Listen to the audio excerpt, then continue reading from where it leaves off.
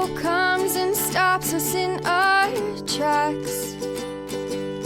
Bravely we prove in our striving, trudging together each day. Where there's a will, there's a way.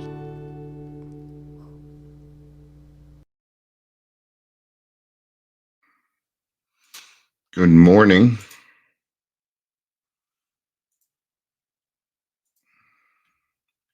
Looks like it's going to be the D&D show today. My friend Daryl looks like he's going to join us.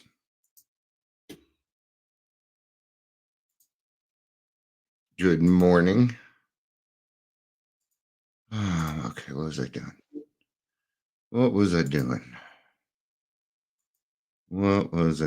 Okay, I got to do a few other things here. I clearly was not prepared. Good morning, Daryl. Good to see you. That's what I was doing. Good morning. Good to be seen. I'm going to send this to send a link.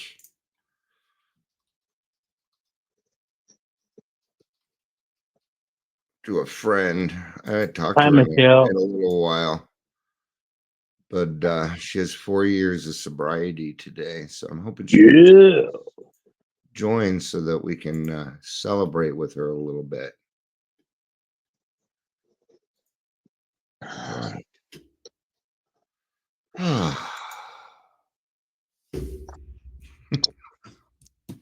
Just in a meeting.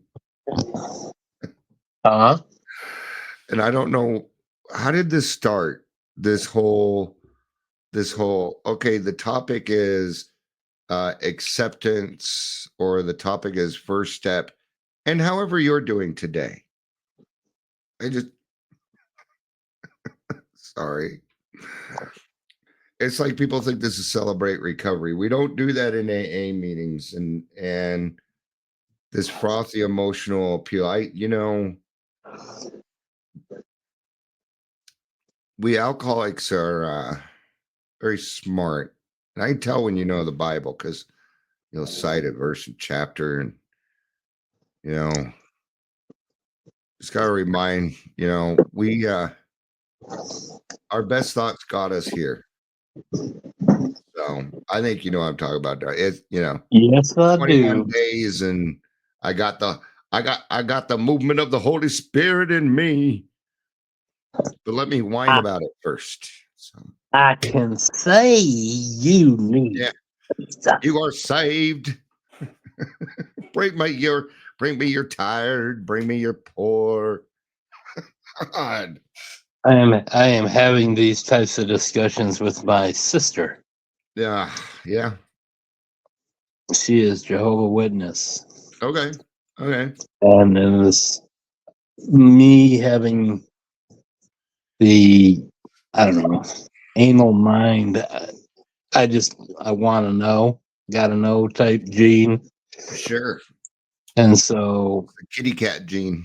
Being ignorant on that part, I asked her, tell me about it. And she is. And she is. Which is cool, man. It's just like, whatever. Yep. Well, there's absolutely nothing wrong with seeing where religious people are right. I'm finding out a lot of new things, and the book talks about it, man. And it's like you can see. Why would you not want experiences in education and whatever? Yeah, absolutely.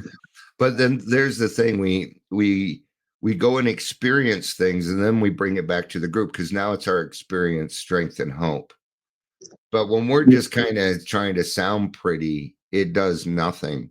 And I was in a meeting, and I kind of went off on him, but I also let him know it's not entirely his fault, because the people running the meeting are allowing it. They didn't teach him, and so when we come in, we can see you, Michelle.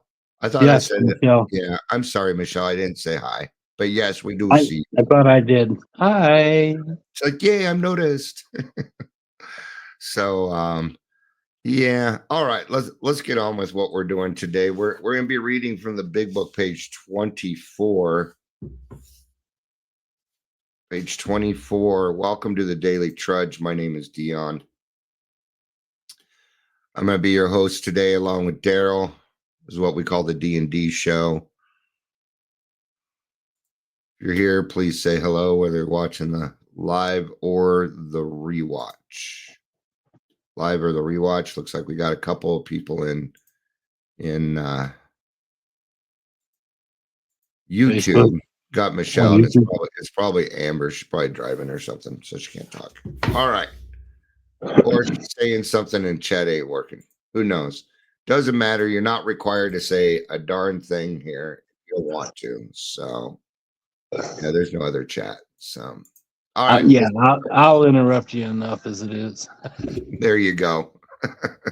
You'll test my patience. I'm just kidding. All right. The fact is that most alcoholics, for reasons yet obscure, and we still don't know, have lost the power of choice and drink. Our so-called willpower becomes practically non-existent. We are unable at certain times to bring into our consciousness with sufficient force the memory of the suffering and humiliation of even a week or a month ago. We are without defense against the first drink. Whenever I got out of jail, the first thing I did was I went and got alcohol. It was always the first thing that I did, so I could forget.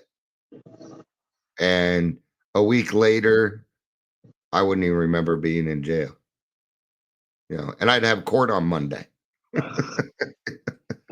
But I would tell it, and then of course, I'd have an FTA, which is failure to appear, and then a warrant, and then a bench warrant would be put out for my arrest, and the cycle would happen again.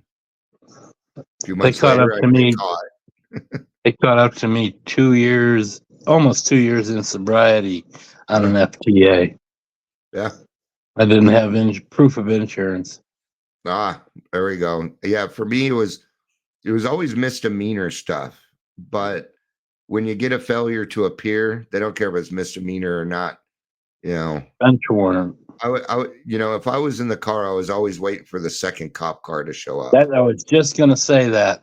Yeah. And in this instance, I was right in front of Inglewood High School, and I had pulled off of the street I was on onto a side street. Too. and the second cop pulled up, and I went, "Oh shit!" Yeah, I was right on Broadway in front of Inglewood High School. Oh my God, that's funny. Yeah, right. That very first street in front of that very first street. School, That very first street south of Hampton is the street that I pulled up. Yeah, yeah. I think it's like Gilpin or something like that. Something like that. Yeah. So, yeah, and I think we're talking a talk that I think a lot of people do understand. Maybe not everybody in AA got in trouble with things like that, but you certainly know the paranoia of driving around, knowing that you're doing something wrong, and now I drive around all carefree. It's like, pull me over, I'm legal, you motherfuckers. Right.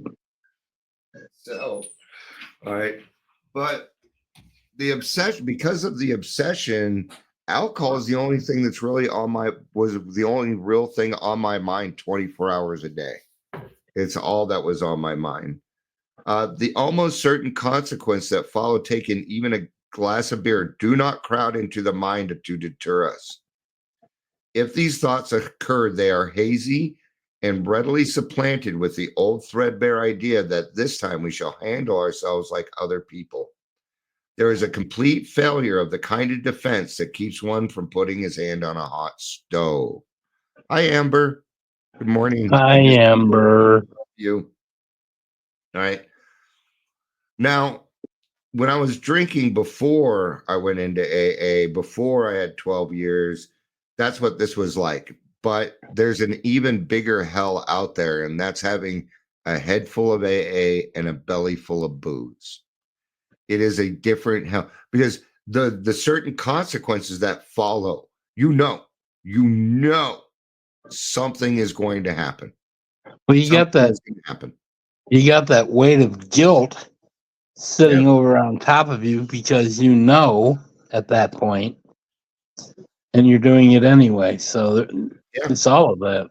It's the best way for me to describe it is it's like an out of body experience where your ghost or whatever is right behind you going, don't do it, don't do it. Oh, he did it. And I was literally watching myself not being able to stop myself. And I knew it was getting worse. Then I had so much alcohol in me, I'm like, fuck it, nobody fucking cares anyway, and I don't fucking care either. I would continue to drink until I lost my I give a shit. Yeah, which is coming up right here. The alcoholic may say to himself in the most casual way, well, it won't burn me this time, so here's how. Or perhaps he doesn't think at all. That's usually the case. How often have some of us begun drinking in this nonchalant way, and after the third or fourth, pounded it on the bar and said to ourselves, for God's sakes, how did I get started again? Only to have that thought supplanted by, well, I'll stop with the sixth drink, or what's the use anyhow? This is what we call the fuckets. And when the alcoholic reaches the fuckets, they are at the pinnacle of danger. This is when an alcoholic becomes the most dangerous. Because my thought is, well, fuck it. I'll just, I'll get in the car, go get some more. Who gives a fuck? Not thinking of anybody else.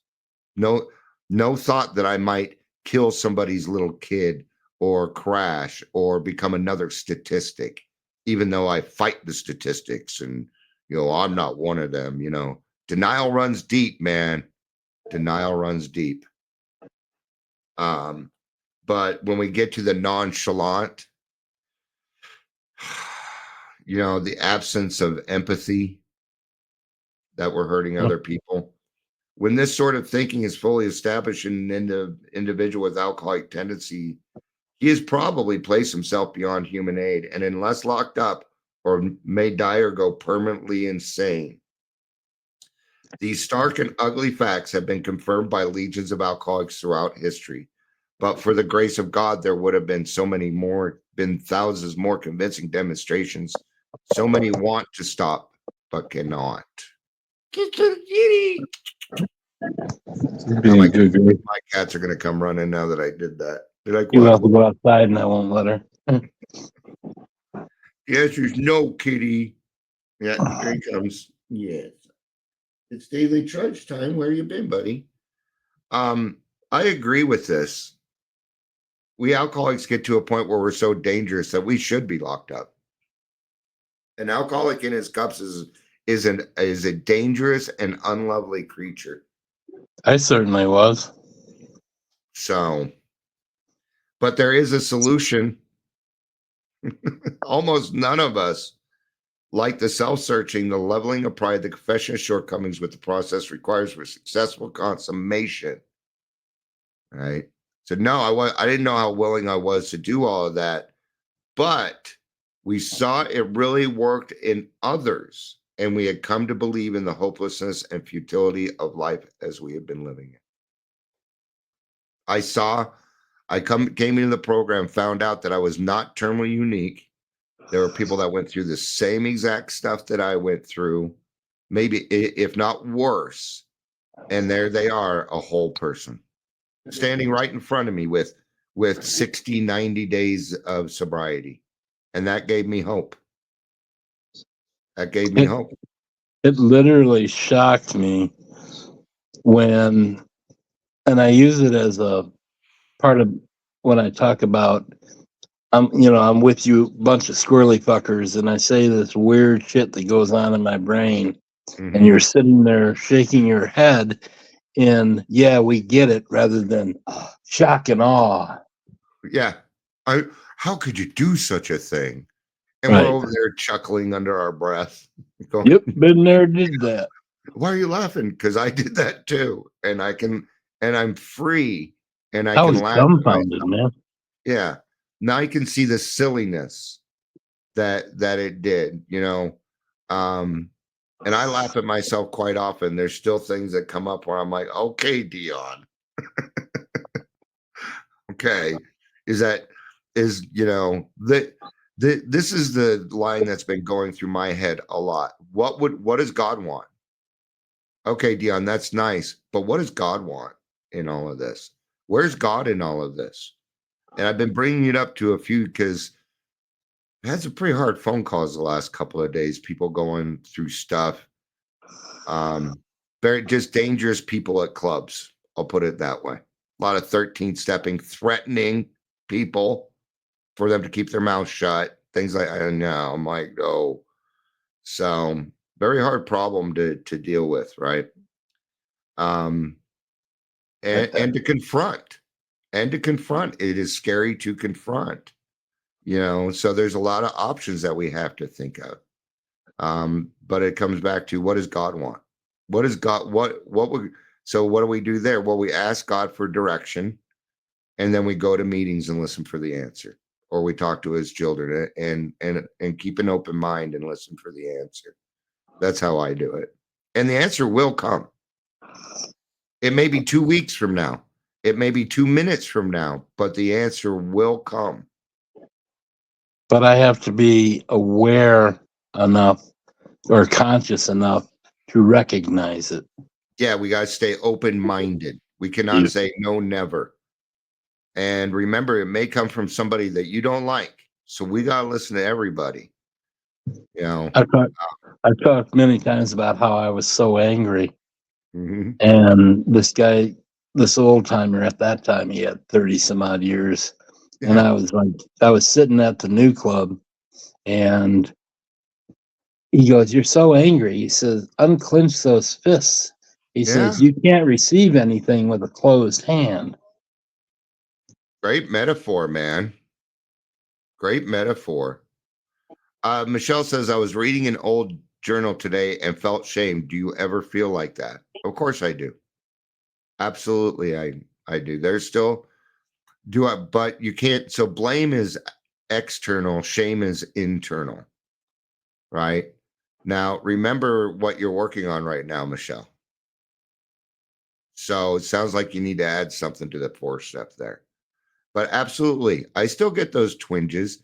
I don't know if it's shame as much as it is regret. And I wish I could have done it another way. I certainly still feel like that. But I also love who I am today, so I don't want it to change.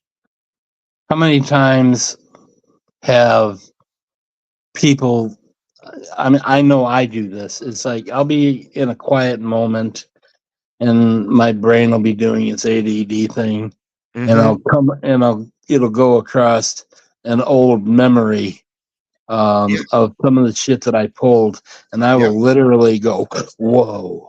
Yeah. And get those chills. Yeah. There's a couple instances that I could think of right now where I wish I could get a hold of the person and take care of it, but it has not presented itself yet.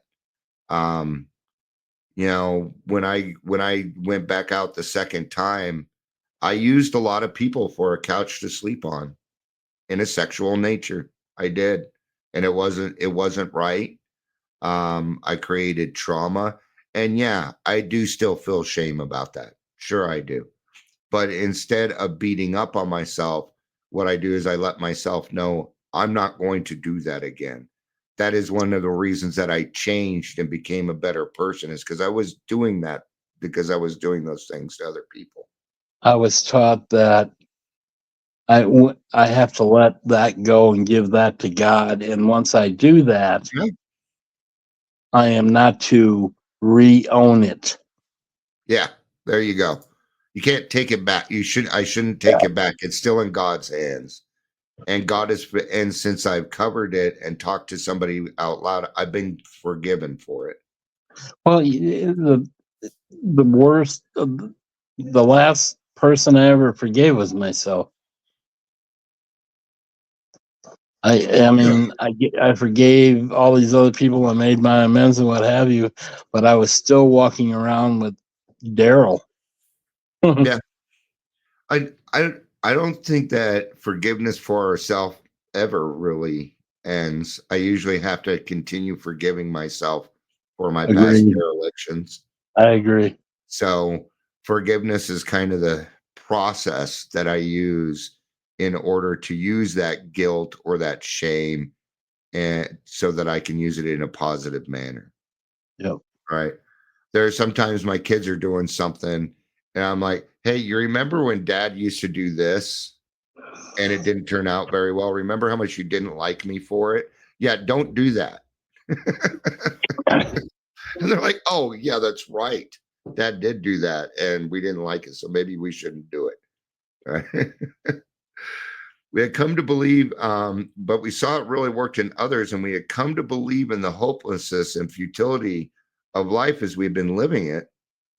When therefore we are approached by those in whom the problem had been solved, there was nothing left for us to pick up the simple kit of spiritual tools laid at our feet.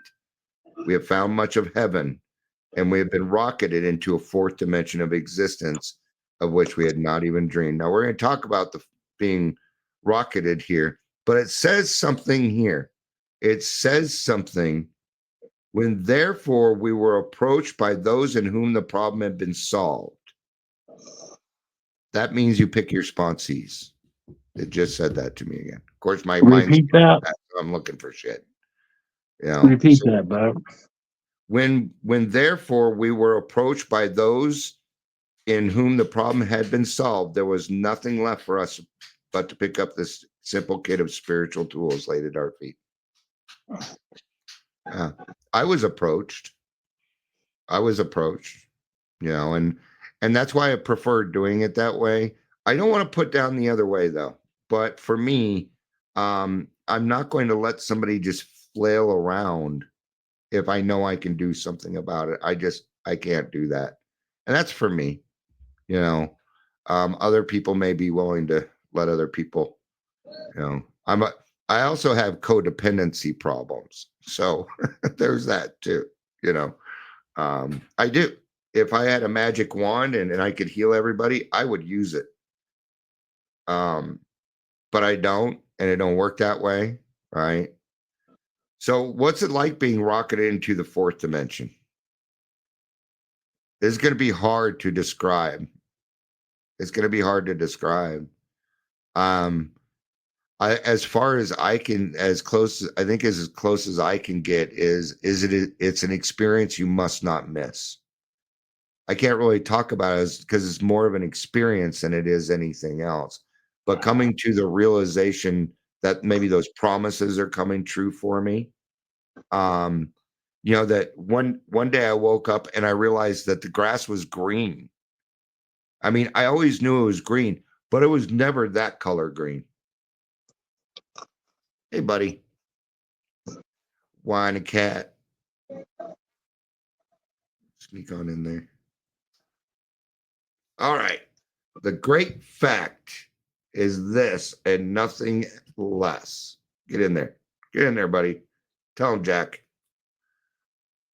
That we have had deep and effective spiritual experience, which have revolutionized our whole attitude toward life, towards our fellows, and towards God's universe.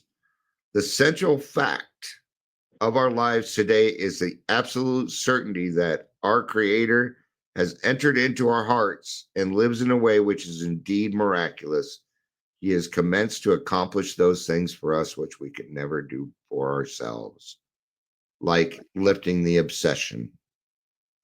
Do you remember the day that you realized you didn't have an obsession? And I didn't notice it when it happened. It wasn't until I was in a situation.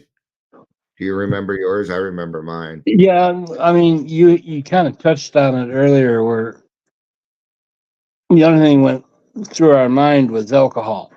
Mm-hmm. And for me at first, it was like, all I could think about is don't drink, can't drink, don't drink, can't drink. And then one day it dawned on me that I wasn't thinking that anymore. Mm. And it was at that point that I had been given the gift of neutrality. Yeah. It was like, I mean, literally, it was like, holy shit! I'm not thinking that. It was that. It was, yeah. It was. I was like, holy shit! I was Yeah. stunned. The, I guess, for and lack there of it a is. better word. There's the fourth dimension right there. That's it. I went over to 7-Eleven to get my big gulp for the day. You know, and by big gulp I meant, you know, those big blue cups that you know construction guys use for water. You know. And I went there, got it, came back, but I had to walk by a liquor store twice. And I got home, I'm like, I didn't even see the liquor store. I don't want it anymore. And that was it. I used to use liquor stores for landmarks to tell people directions. No, For use sure. AA meetings. Hey, you know where the edit club is? Well, okay, well it's kind of by there, but Exactly that scenario. yeah. Just like, you know, the going from the have to the we get to, you know, now I get to do these things. So if you are seriously alcoholic as we were, we believe there is no middle of the road solution. We were in a position where life was becoming impossible, and if we had passed into the region from which there was no return through human aid, we had but two alternatives. This is what I call the pregnant situation, because you're either pregnant or you're not.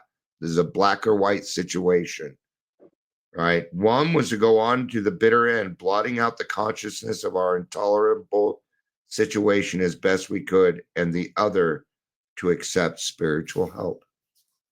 This we did because we honestly wanted to and were willing to make an effort. You know, that willing to make an effort and you know, I think this is what I'm going to say on it.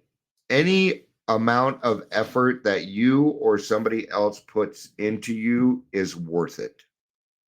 I absolutely believe that. People are worth my effort. They are worth my time. Before I didn't used to think that. And even some, you know, even some days, even when I've had enough of people, God still will present me with one of his children that needs help. And for me, it isn't whether I want to or not. It's whether is Dion willing to do it. And that's all I really need is the willingness. Ends that point. Yeah, you know, I'm willing to do that. Absolutely, I am. And from that moment, the hand of God starts to work. He'll give me the right words. He helps me listen, you know. He'll help me recall an experience that person can relate to. Absolutely, on some of the hard things that I've been through. I had a conversation with somebody yesterday, and they're in a position that's kind of tough. Somebody's, you know, when something happens to you that there's a lot of 13th step stuff going on in a particular area, and they want to call it to, and it's so bad that this person needs to be removed from the club. But then, you know, then the popularity thing comes in. Oh, they're friends with the board and they're friend, and it's like, wow, what a tough situation. But you know, that's not what I'm trying to get to. What I'm trying to get to is that I love the fact that because this person called me because they knew that they would get the truth, and I really appreciate that. You know, I've had a lot of people calling me lately with just things that are going on, and it's been nice to be there. It's been nice, you know. You know how it is. You're Daryl. You're like me. We're a little bit older, and I want to give away all my knowledge. And this is a survival skill because I want my name to carry on. It's just, you know, it has to do with my humanness and the fact that, you know, I'm closer to leaving than I was before. That can be a double-edged sword sometimes, in as Yeah. much as I want them to get this. I know it works because this or that happened with me, Hmm. and they don't get it.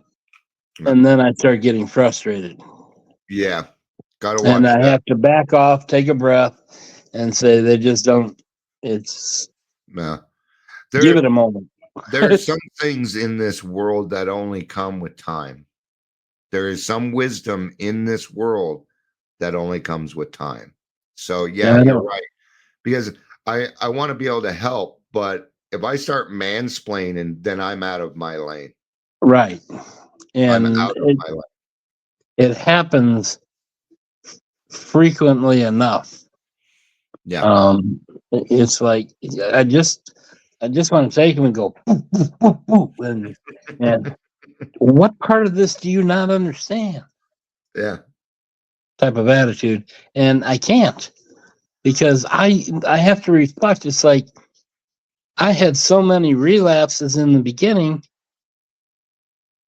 Who am I to judge somebody else that way? Yeah. It's There like was back off, give them some time to think about it, and then maybe approach it later. yeah.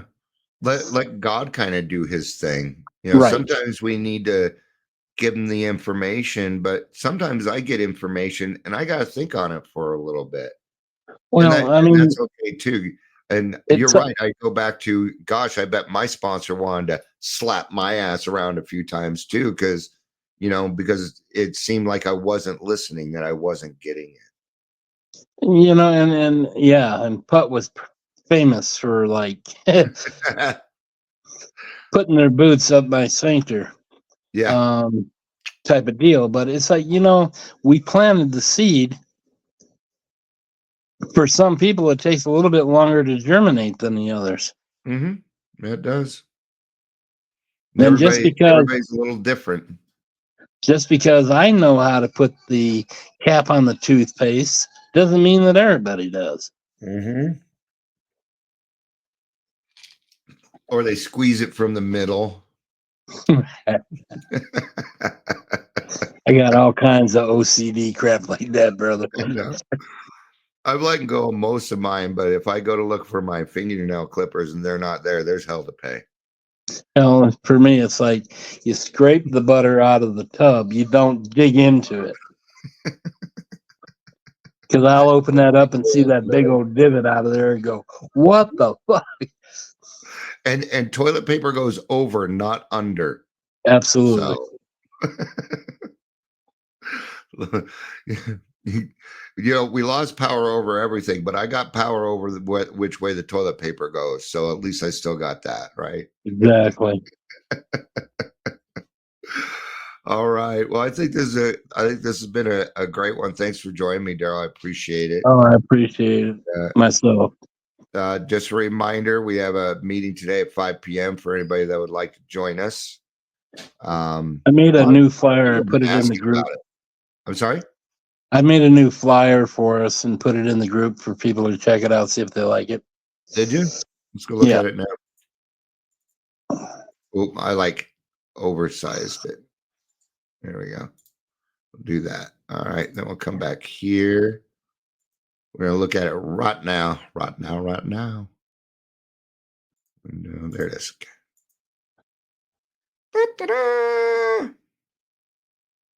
That's it.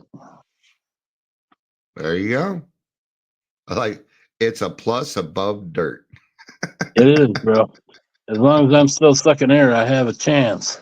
That's right. Good job. Thank you. Thank you for doing that. I already know that Ashley's the one that needs to be thanked. So,